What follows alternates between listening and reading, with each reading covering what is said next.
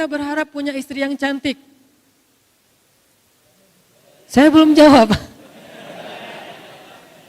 Boleh gak sih? Yang di atas pengen punya suami yang keren, boleh gak?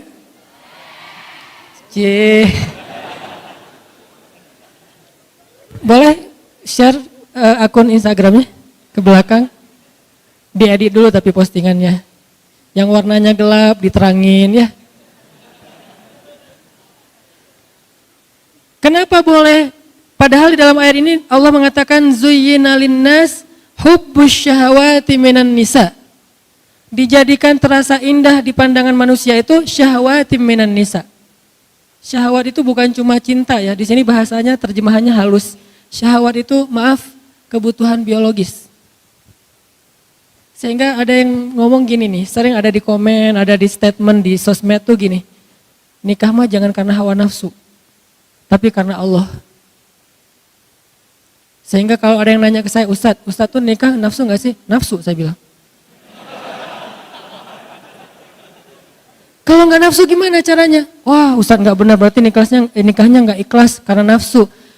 Perhatikan firman Allah di surat Al-Mu'minun. Walladzina hum li furujihim hafidhun illa ala azwajihim. Orang yang menjaga, kemaluannya kecuali kepada istri-istri mereka. Oh kalau gitu nikah boleh dong karena hawa nafsu? Boleh banget, memang gitu. Bukankah makna litaskunu ilaiha yang kita singkat dengan istilah sakinah itu adalah laki-laki supaya merasa tentram kepada perempuan? Itu bahasa kiasan. Al-Quran itu punya gaya bahasa kiasan, punya gaya bahasa peribahasa Al-Quran itu ada. Salah satu peribahasa Al-Quran itu inna angkaral aswat la sautul hamir. Sesungguhnya seburuk-buruk suara itu suara keledai. Itu peribahasa Al-Quran. Ada juga kiasan. Kiasannya apa? Yang tadi kiasannya litaskunu ilaiha supaya kalian merasa tentram kepada istri kalian. Maksud tentram di sini adalah bisa menyalurkan kebutuhan biologis dengan cara yang terhormat dan halal. Masa sih Ustadz? Nih dengerin hadis Nabi. Ada seorang sahabat nanya ke Nabi gini, ya Rasulullah, memangnya kalau seorang laki-laki menyalurkan kebutuhan biologisnya kepada perempuan istrinya, itu berpahala gak sih Rasul? Syahwat kepada istri, pahala gak sih Rasul? Nabi balik bertanya, kalau dia menyalurkannya kepada selain istrinya, dosa gak? Dosa. Begitu juga kalau dia melakukannya kepada istri yang sah, maka dia menjadi pahala dan ibadah. Oh kalau gitu harus hawa nafsu? Iya. Walaupun itu bukan yang terpenting. Tapi Nabi meletakkan itu di awal. Ketika Nabi mengatakan pilihlah perempuan karena 4 hal. Yang paling depan apa? Fisik kan? Walaupun yang paling utama apa? Agama, iman. Tapi Nabi nggak meletakkan agama di depan, padahal agama paling utama. Kenapa? Nabi itu kalau ngomong yang realistis. Walaupun punya idealisme. Ini lihat gaya bahasa Nabi ini. Kalau kita kan agama. Kata Nabi bukan. Fisik dulu, harta, keturunan, baru agama. Tapi kalau disuruh pilih, agama dulu. Tapi Nabi nyebutnya apa? Fisik dulu kan? Kan kita nggak tahu seseorang itu soleh atau enggak pas kita baru ketemu, baru lihat akunnya ketahuan soleh atau enggak ketahuan. Pasti yang pertama kita lihat hasil editan di ngedit semalaman. Wah, Korea banget nih. Korea yang dikasih hijab gitu ya. Boleh nggak kayak gitu? Boleh. Bukankah sahabat pernah mau menikahi seorang cewek? Saking terjaganya dia nggak ngelihat calon istrinya. Nabi nanya, kamu udah ngelihat belum wajahnya? Belum ya Rasulullah. Kalau bahasa kita, enggak ya Rasulullah, saya mah menjaga pandangan. Kata Nabi, jangan gitu, lihat coba. Nabi kan orangnya realistis. Oh gitu ya Rasul, boleh saya lihat? Boleh. Akhirnya dia stalking. Bahasa sekarang stalking, bahasa hadisnya dia ngintip-ngintip. Kan stalking kan? Dia mengintip-ngintip dari kejauhan mana si cewek lagi keluar dari ruang kuliahnya. Oh itu, Masya Allah, Subhanallah. Saya pikir biasa-biasa aja, ternyata bidadari. Ini artinya dia stalking. Boleh nggak stalking? Boleh, selama postingannya masih aman. Begitu ada yang macam-macam, langsung unfollow. Di blok jangan, kasihan. Unfollow aja, dan jangan unfollow terus ganti akun, lihat pakai akun yang baru, jangan. Biar nggak ketahuan, bikin 2 akun, 1 akun pencitraan, 1 lagi akun stalking. Enggak, bukan pengalaman. Pernah sih. Ini artinya teman-teman, ternyata dalam hadis boleh kita mencintai istri kita karena nafsu, tapi itu kan bukan yang terbesar ya porsinya. Tetap ada porsi itu yang realistis lah. Sampai Nabi mengatakan salah satu di antara perbuatan sia-sia tapi berpahala adalah bercanda gurau dengan keluarga, istri dan anak.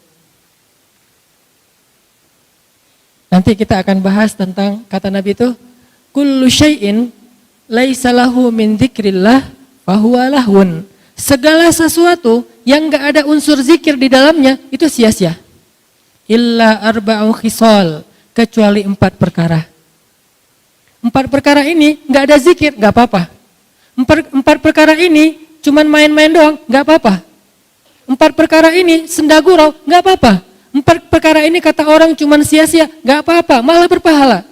Ada gitu Ustadz yang sia-sia berpahala? Ada, saya emang cari yang kayak gitu-gitu. Ini angle yang jarang dibahas tentang Islam, biar kita tahu salah satu prinsip Islam itu teman-teman apa? Ayat yuridullahu bikumul yusra wa la yuridu bikumul usra.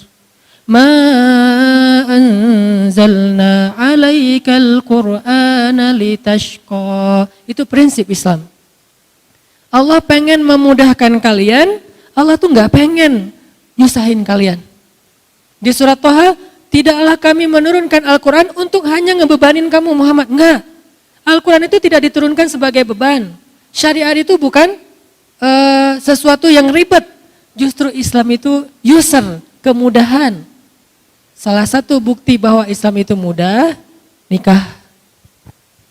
Itu bukti banget tuh. Nikah susah atau mudah?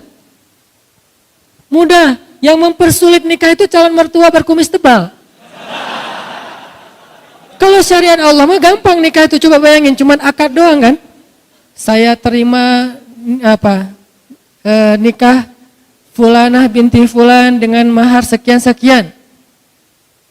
Kata saksi enggak sah, berarti yang mempersulit bukan Allah tapi saksi. Kenapa saksi mempersulit? Ternyata saksinya mantan.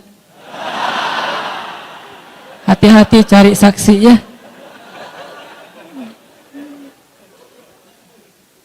Udah akad bener? Enggak. Oh ulangi lagi.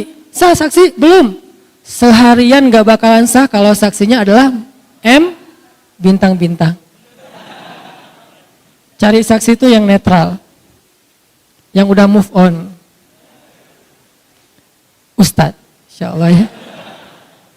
Nih teman-teman, artinya akad nikah itu sederhana loh. Kalau kita nggak bisa akad dengan bahasa Arab, maka kita bisa pakai bahasa Indonesia. Nggak bisa hafal, boleh nyontek. Salah bisa diulang. Salah lagi bisa diulang. Nggak boleh sampai 3 kali salah passwordnya dikunci. Nggak ada tuh. Kan kalau akun yang lain 3 kali salah masukin password nggak bisa lagi ya.